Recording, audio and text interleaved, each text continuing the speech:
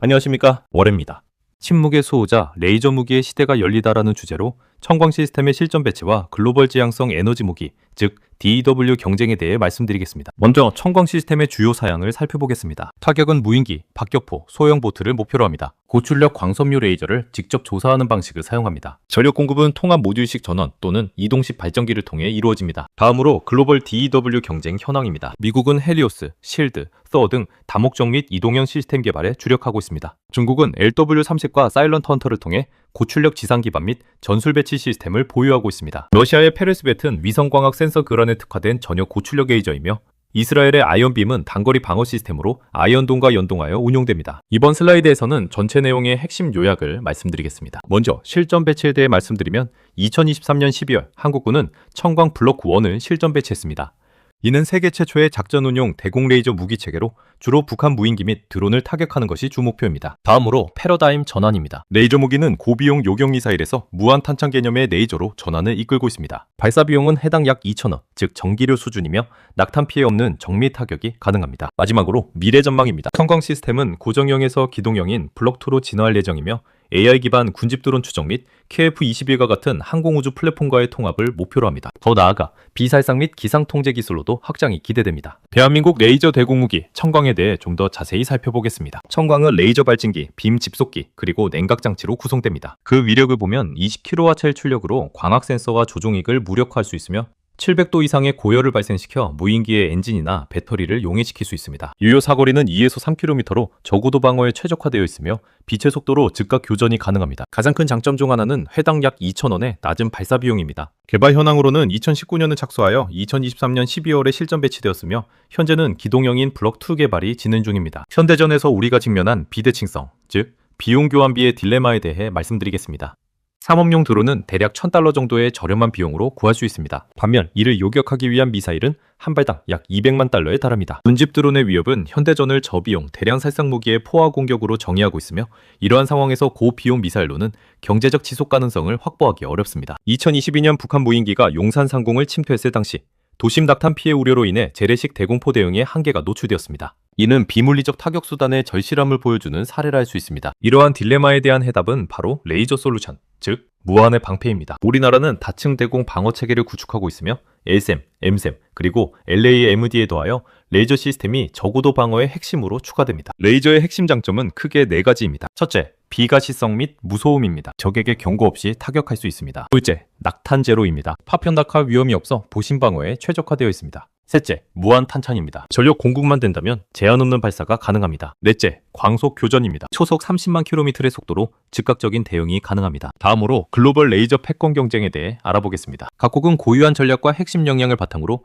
레이저 무기 기술을 발전시키고 있습니다. 미국의 경우 고출력 및 해군 플랫폼 적용에 중점을 두어 300kW 이상의 레이저를 해상 및 지상 플랫폼에 적용하고 있습니다. 영국은 초정밀 타격에 강점을 보이는데 드래곤파이어 프로젝트를 통해 장거리에서도 동전 크기의 목표물을 맞출 수 있는 정밀도를 자랑합니다. 이스라엘은 실전 방어에 초점을 맞춰 아이언빔을 아이언돔과 연동하여 운용합니다. 중국과 러시아는 비대칭 및 교란 전략을 사용하여 센서 블라인딩과 위성 요격 기술을 개발하고 있습니다. 전반적인 기술 트렌드는 킬로와트급에서 맨더벽급으로의 출력 경쟁 심화와 동시에 소형화, 경량화, 저전력화를 위한 수학 경쟁이 치열하게 전개되고 있습니다. 서방 국가들의 기술력, 특히 파워와 정밀성으로 먼저 미국은 고출력 지향적인 기술을 선보이고 있습니다. 60kW 이상의 출력을 자랑하는 힐리오스 프로젝트와 광학 교란 시스템인 오딘을 운용 중이며 궁극적으로 400kW급 이상의 순항 미사일 요격을 목표로 합니다. 또한 스트라이커 장갑차 탑재형을 통해 이동형 레이저 시스템을 운용하고 있습니다. 다음으로 영국입니다. 영국의 드래곤파이어 프로젝트는 1km 거리에서 1파운드 동전을 맞출 수 있는 초정밀 타격 능력을 가지고 있습니다. 발사 비용은 약 10파운드, 즉 17,000원 정도로 매우 경제적입니다. 2024년 1월에는 공중 표적 요격에 성공하며 그 실용성을 입증했습니다. 이제 실전 배치와 기술 확산 측면에서 이스라엘과 중국의 사례를 살펴보겠습니다. 이스라엘은 아이언빔 시스템을 아이언돔의 하층 방어 담당으로 운용하고 있습니다. 이는 저비용 로켓이나 박격포 요격을 통해 고가 미사일인 타미의 소모를 방지하는 효과적인 전략입니다. 아이언빔은 100kW급 출력을 자랑합니다. 다음은 중국입니다.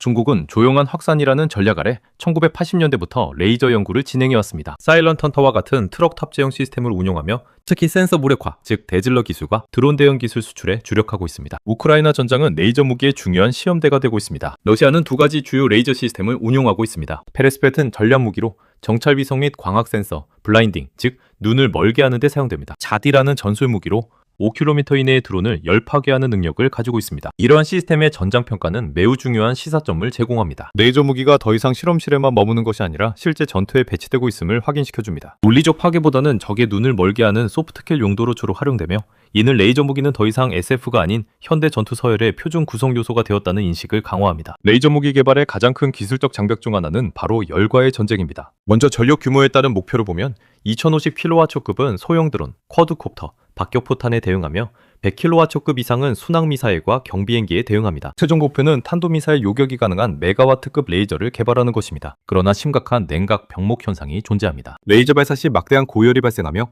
현재 연속 발사 시간은 1에서 5초 내외로 제한됩니다. 빔 안정성을 위한 효율적인 냉각 기술 확보가 핵심 과제로 남아 있습니다. 다음으로 대기의 장벽과 하이브리드 방어 전략에 대해 말씀드리겠습니다. 맑은 대기에서는 레이저 빔이 효과적으로 작동하지만 안개, 비, 미세먼지와 같은 악천후는 레이저 빔을 산란시키고 위력을 반감시키는 열가열 또는 블루밍 현상을 일으킵니다. 이러한 대기의 장벽을 극복하기 위한 전략적 해법은 바로 시스템 오브 시스템즈, 즉 복합 무기 체계입니다. 기상 악화 시에는 미사일과 같은 물리적 타격 수단을 사용하고, 맑은 날이나 단거리 방어에는 레이저와 같은 비물리적 타격 수단을 활용하는 것입니다. 이처럼 미사일과 레이저의 상호 보완적인 운용이 필수적입니다. 이제 기동형 레이저, 즉 블록2와 소형화 기술에 대해 비교 설명드리겠습니다. 현재 운용 중인 블록1은 공항, 발전소, 주요 시설과 같은 고정형 방어에 특화되어 있습니다. 반면 미래의 블록2는 트럭이나 장갑차에 탑재되는 기동형 방어를 목표로 합니다. 이를 위한 핵심 기술은 소형화입니다. 전원 공급 장치와 냉각기의 부피를 획기적으로 줄여야 합니다. 이러한 기동형 레이저의 전술적 가치는 매우 큽니다. 기계와 부대와 함께 이동하며 자폭 드론으로부터 아군을 보호할 수 있는데, 이는 미군의 DE 엠쇼라드 개념과 유사합니다. 다음으로 항공우주와 인공지능의 결합에 대해 말씀드리겠습니다. 한국형 전투기 KF-21의 레이저 시스템을 통합하는 것이 목표입니다.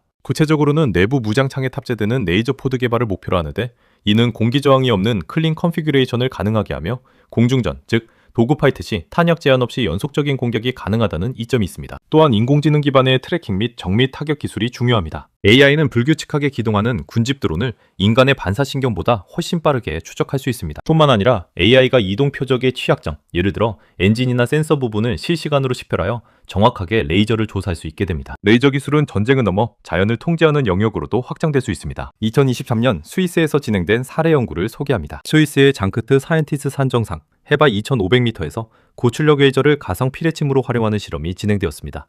그 결과 15번의 낙뢰 중 4번의 낙뢰를 레이저 경로로 유도하는 데 성공했습니다. 이는 매우 중요한 전략적 시사점을 가집니다. 민간 활용으로 확장될 경우 공항, 원전, 로켓 발사대 등 중요 시설을 낙뢰로부터 보호하는 능동형 방제 시스템으로 활용될 수 있는 잠재력을 보여줍니다. 결론적으로 우리는 이제 피지컬 AI 시대의 도래를 맞이하고 있습니다. 첫째는 현실입니다. 레이저는 더 이상 먼 미래의 기술이 아닌 청광과 같이 이미 실전 배치된 전력입니다. 둘째는 필연입니다. 군집 드론의 위협에 대응할 수 있는 거의 유일한 경제적 수단이 바로 레이저입니다. 셋째로 미래입니다. 레이저와 같은 하드웨어, 인공지능과 같은 소프트웨어, 그리고 모빌리티의 융합이 앞으로의 시대를 이끌 것입니다. 이제 질문은 레이저를 쓸 것인가가 아니라 얼마나 빨리 태양의 위력을 배낭 속에 담아낼 수 있는가로 바뀌고 있습니다. 여러분의 생각은 어떠신가요? 아래 댓글을 남겨주시면 좋은 토론회장이 될 것입니다. 감사합니다.